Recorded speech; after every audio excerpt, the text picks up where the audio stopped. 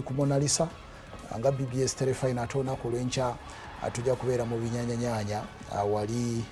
Chengera awo tugenda okubeera ku summit. So mutwalo onako lwencha tugende tuwagira embazira Tone TMT experience endongo ebinyanya we waawo awo tugenda okubeera onako lwencha. Then ku Sunday bulijjo mbabuulira ensasa ge yazedda ndabye ne TikTok yo nange juddeko abawagizi ba timu ya Manchester United ne Arsenal nga boogera ebisongovu ebingi ennyo. Kati Sunday kiggwera wali mu Caesar Bar e Masaka okulina na posta Raja Bogereka nakulya Nsumba ne ba commentators abalaba bawulya ku radio abajja kubeera waawo nusu kasanvu okuyingira Embaaya mugende mwogere Raja Bogereka nakulya then Nsumba atera n'okulaba omupiira nga munyumirwa. Omanyi omupiira ogwo gunyuma bali mixed abawagizi aba ba Arsenal ne Man U era kyova olaba nti n'omuyimbi owa Man U gyali n'owa Arsenal gyali walukagga wa Arsenal ono mwana Osebunya Daxcatel Yesebunya ati naye gyali muwagizi wa timu ya Manchester United. So tugendeyo tubeereyo ku lunaku lwa Sunday Arsenal wenabezanya timu ya Manchester United omupiira ogulabika nti gusalawo nnyo akunusu kasanvu oyingira olabe Rajabu bwagukooka bwana Nsumba bwagwongeramu ebisoko ate n'abayimbi bayimbe nga byonna birabira ku nusu kasanvu. Bayinza okukuba omupiira naye tekijja kulemesa kulaba muyimbi okujjako kyeneeraliikiridde nti ate bwe baba bakubye katugeze Man U omuyimbi wa Man U okudduka n'atayimba kakati oba ono alina emotions omanyi walukagga alina emotions nyingi ate naye ayinza obutayimba batukubye sikyalina gayimba kwegamba enteekateeka erina okuba ey'ekikugu ennyo omwe ino muyimbisaawo nga tuggulawo omulala omuyimbise mu first half nga tegunaggwa kati omanyi abakyalina essuubi mu first half baba bamukulembedde muziro nanga tusobola okugatta naye wali nga guwedde omunoonya nga tomulaba ne bagenda boonoona ebintu by'abandi. So bwana Rajabu enteekateeka eri etya ku Sunday bajja kubawo bajja performinga wadde bamukubye bajja performinga kibatutte kuyimbira abantu kale ntwala mupiira gwa timu ya Sports Club Villa gwegenda kusamba timu ya UPDF ya guli tricky Villa ekyebalira ku kikopo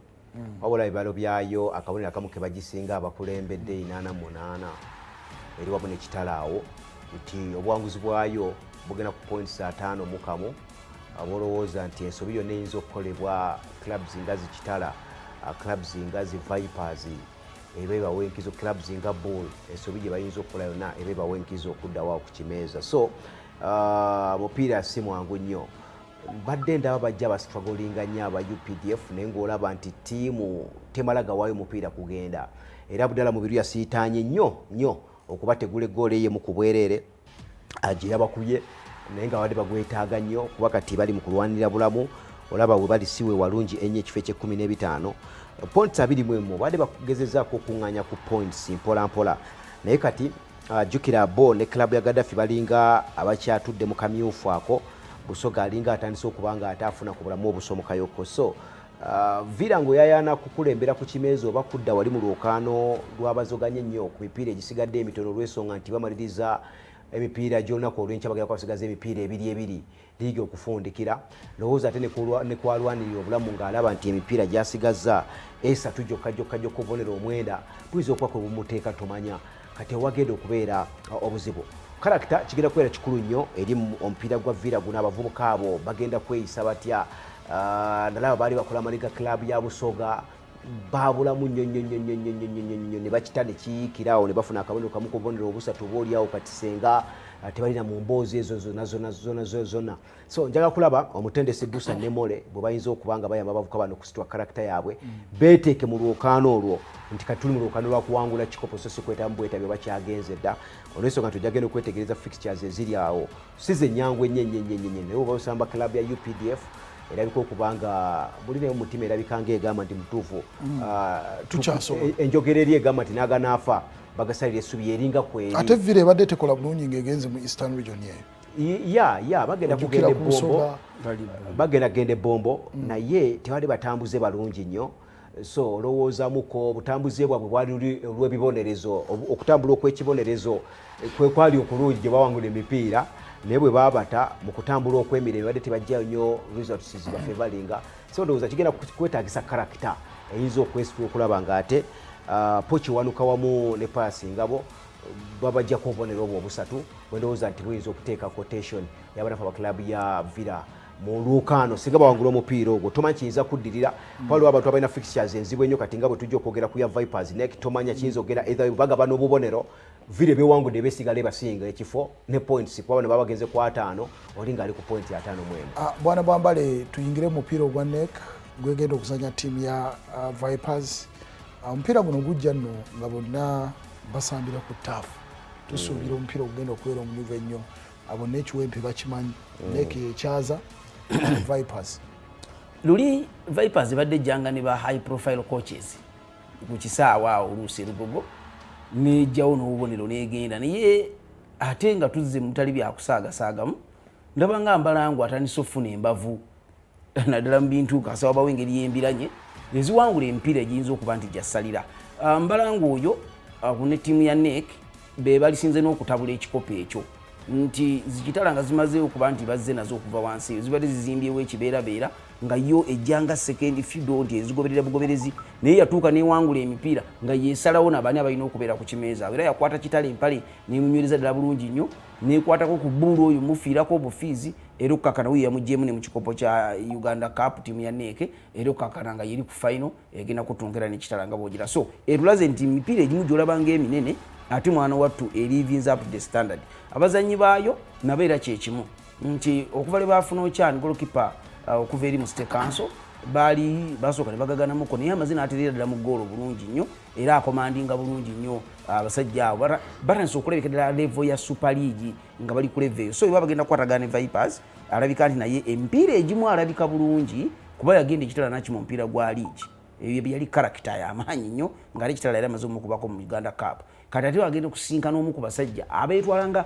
tetuli batono nnyo temutunyooma nnyo tusobola okubeera mu baana abakoze eki mu baana abakulembedde emirundi egimu so kiba kitulaga nti gemu egenda kuba nnene nga Waswa aleese Vipers ate nga Mbalangu Mmeeni azze ng'ali waka wennyininyini ku bitaala byawo kuba nkirizo bagaana bali basambira ku bitaala ne bano bagenze bamanyira ebitaala gye bugenze mu maaso baje bugenze bweyongera abasajja ba NEC results ze bapostinga si zembye nnyo ziri almost zivudde mu average zigenze mu superb results ezisobola oteekawo embeera era niyinza ndabe omupiira ogwo bwebanga Vipers yagala kikopo erina ogunegotiatinga n'obwegendereza tekkiriza gikuba si kyekyokka erina okugujjamu obubonero obusatu singa kigaana bull fixtures erina n'ekitala fixtures erina ziyinza okwanguyira babiri bali omusooka y'okukwata ku kikopo okusinga ye gutulooza nti alina experience etwala ekikopo kyawano. Bwana Rajabu zimbirawo wennyini ate otuyingize n'omupiira guli ogwa bull ne Gaddafi. Ndowooza nange ogwo omupiira gujja kunyuma nnyo ogwa Vipers NEC gwa kawungeezi olaba nti NEC egezaako okuimprovinga erina abasambi boyinza okulowooza nti bamakinga odds ne experience y'okufuna akabonero oba obubonero ku club nga Vipers ekifo ekyomukaga kibalimu ndowooza nawe si be basanyufu ennyo wadde ba debutants baagala okuimprovinga mu before wakati bagambe nti soni yasooka twali yadde koko nga banafu abalwahiri bwe bajjawo ne bazoganya mu soni yaabwe eyasooka naye omupiira gwa bull ne Gaddafi nagwo gwagala okufaanananga ogwa Villa ne club ya UPDF nti bull ali mu mboozi za kikopo era nga Bwambale bwakugambye nti ekimeeza kirina kuba nga tekimutadde waggulu nti yakulembedde emikisa weegiri gikyali open asitanye nnyo n'abasajja abakitala aba Vipers abali mu kakundi ako naye akyakwatiridde then bw'olaba club ya Gaddafi yawangudde omupiira ogwewunyisizza abantu bonna ogwa Maroons okumukwata goolo 3 ku bwerere Ssenfuma